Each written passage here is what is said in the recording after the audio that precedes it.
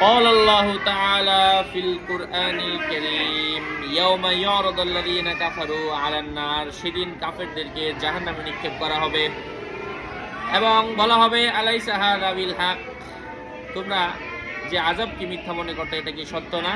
ক্বালু, তারা বলবে বালা, অবশ্যই, অরব্বিনা, আমাদের রবের কসম। ক্বালা, তখন আল্লাহ পাক বলবেন ফাযুকুল আযাবা, ভৎসনা করে বলবেন তোমরা আযাব আস্বাদন করো, স্বাদ চেখে দেখো। তরজমার মধ্যে লেখা হয়েছে আল্লাহ বলবেন তাহলে তোমরা যে কুফর অবলম্বন করেছিলে তার বিনিময়ে শাস্তি ভোগ করো। ফাযুকুল আযাব, আযাব চেখে দেখো, বিমা কুনতুম তাকফুরুন, তোমাদের অস্বীকারের কারণে, অথবা তোমরা যা অস্বীকার করেছিলে। আল্লাহ পাক বোঝার তৌফিক দান করেন, আমরা যেন নামাজ পড়তে পারি, আল্লাহর বিধান অনুযায়ী চলতে পারি, আমাদেরকে যেন জাহান্নামের মধ্যে নিক্ষেপ করা না হয়। আমরা সবাই জানি আযাব আসবে, কিন্তু আমরা কিনা সতর্ক না।